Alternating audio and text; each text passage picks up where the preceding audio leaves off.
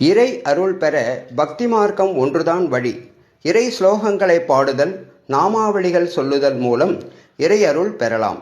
தற்போது முதற் கடவுள் ஸ்ரீ மகாகணபதியின் புகழ் பாடும் கணாஷ்டகம் என்னும் ஸ்லோகத்தின் முதல் ஸ்லோகத்தை பற்றி அறிந்து கொள்வோம். ஓம் ஏகதந்தம் மகாகாயம் தப்தகாஞ்சன சந்நிபம் லம்போதரம் விசாலாட்சம் வந்தேகம் கணநாயகம்.